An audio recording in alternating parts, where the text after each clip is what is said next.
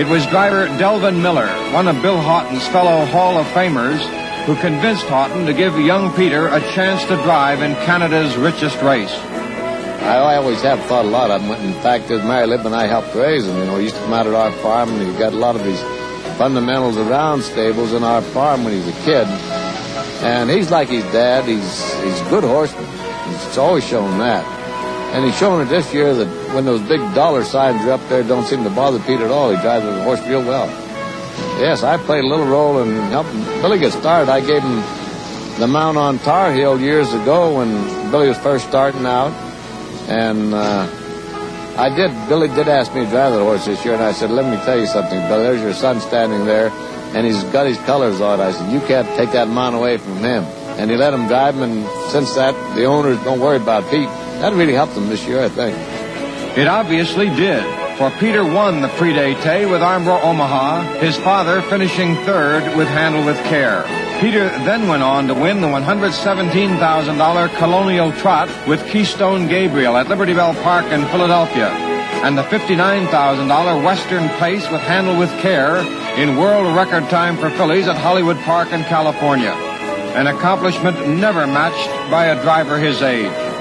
How does a boy who wins 3 $100,000 races in the summer of his 19th year feel about the accomplishment, the pressures, and particularly his famous father? Well, the only thing that ever affected me was that he was always a great inspiration as a father and as being a great trainer and driver, and I always idolized him as some kids would idolize, Babe Ruth or Mickey Mantle when they were young. I've never felt overshadowed because he's always brought along carefully, and of course we went through experience that he never pushed me on to the owners. More or less I was asked to drive when they wanted me, and therefore the feelings were never hard against me. If I got beat with a horse or something, the owners, didn't have any recourse to say, well, you pushed him on to me, so mostly the owners have been very, very happy and very kind to me to let me drive the horses. And I never worried about monetary value in a race. I always just looked at the race and tried to race it in my head and for its own merit. Anytime I ever win a race, it's a great feeling. And, of course, when you win a big race, it's a great feeling going to the bank. In DuQuoin, Illinois, Bill Haughton faced a challenge that had frustrated his great talents throughout his career. Although he had won virtually every other classic in the sport, the Hambletonian for 3-year-old trotters had escaped and tormented him. This year, it appeared it would elude him again, for his major hopeful, Christopher T., had failed to fulfill the bright promise of his 2-year-old form. As expected, Neville Diamond won the first elimination mile in the $160,000 race. Here they come. Off and trotting, driving out fast, Noble Flory. Journalist for young Peter Haughton, and down along the rail, Lincoln's Noble. From the outside, Neville Diamond. Around the turn, Journalist has the lead. Noble Flory second, Neville Diamond third, Lincoln's Noble fourth, and Keystone Gabriel with Bill Haughton driving fifth on the outside. Around the first turn, Neville Diamond drives up to challenge Noble Flory for the lead. Journalist is third, and Lincoln's Noble fourth. Coming on the outside now, Keystone Gabriel as they move to the quarter-mile mark. Past the quarter at 29 and 1/5 seconds.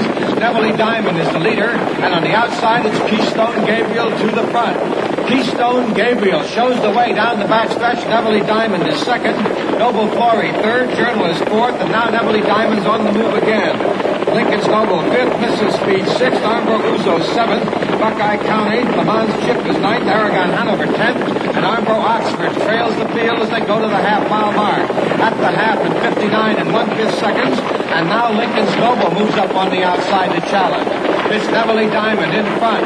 Keystone Gabriel trotting powerfully down along the rail in second.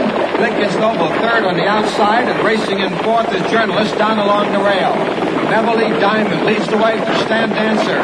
Down on the inside, Keystone Gabriel and Bill Haughton. As they come to the 3/4 mile mark, Lincoln's Noble is still third. Past the 3/4 in 1:30, and they turn for home. Neville Diamond is still the leader. Keystone Gabriel is second on the inside. Armbro Uzo moves up now, and Journalist down along the inside, and they're in the stretch. It's Neville Diamond leading the way 2.5 lengths. Racing second, Keystone Gabriel with an 8 to go. Then Journalist, Noble Flory, and Armbro Uzo coming on. Through the lane, Neville Diamond widening out the lead by 4 lengths. In second, Keystone Gabriel.